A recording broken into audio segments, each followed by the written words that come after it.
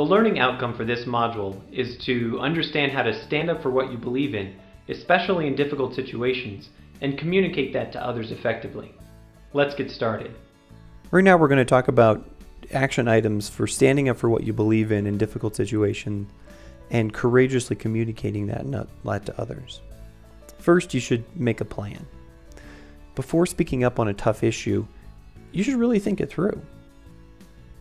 Make sure that you can answer the following questions for yourself. What is it that I want to accomplish here? Or am I acting for the good of the organization, or am I satisfying my own goals? Does this issue really matter? What's my plan B if I bring this issue up and confront what I think is a serious situation and it doesn't go as I plan? What's the worst thing that can happen? Intuition can be a very, very powerful tool. If you can't answer questions like the ones I just said clearly, sleep on it before making a move.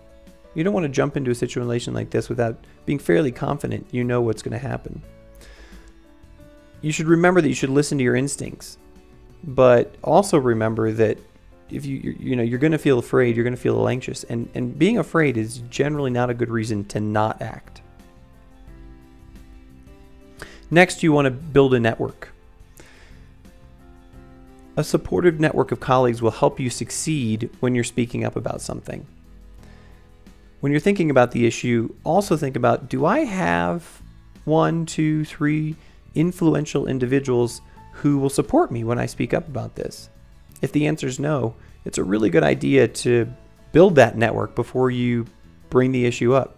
You want to make sure people have your back, right? If the answer is yes, that you do have a network, make sure that you've solidified those relationships with the appropriate people, and make sure that you not only let them know about the issue, but specifically ask them for their support before you bring the issue up.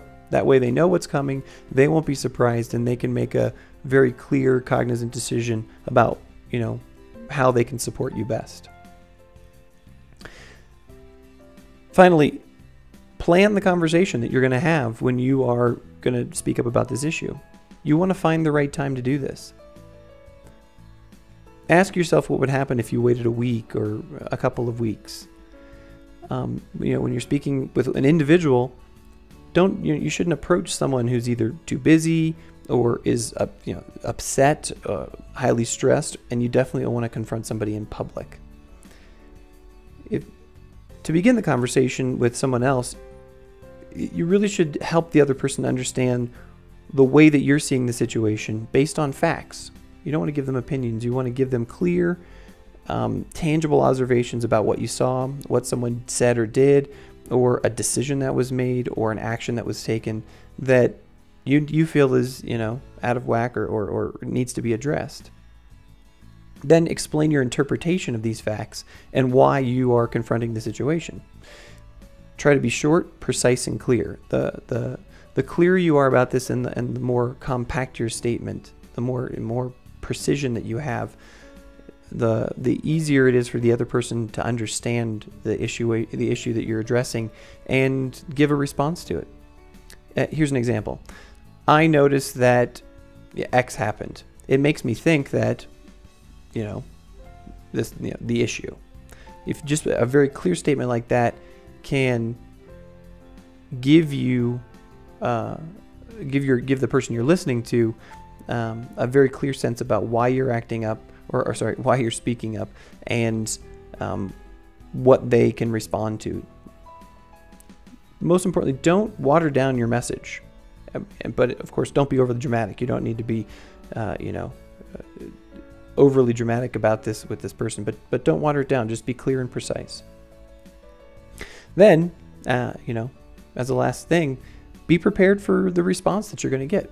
Sometimes people are going to shoot you down, and you're going to, need to have a plan B handy. Sometimes people are going to not even realize that this was an issue for you, and they're going to be genuinely interested in finding a way to correct the problem. But the key is to just be prepared. We hope you've enjoyed this Fearless Communication module and found it useful. Remember, there's a complete transcript of this video just below, and there's also downloadable takeaways that you can use offline. Please also take a moment to comment below and tell us how you're a more fearless communicator today. Or just leave us a comment about how we can make this section better. Thanks!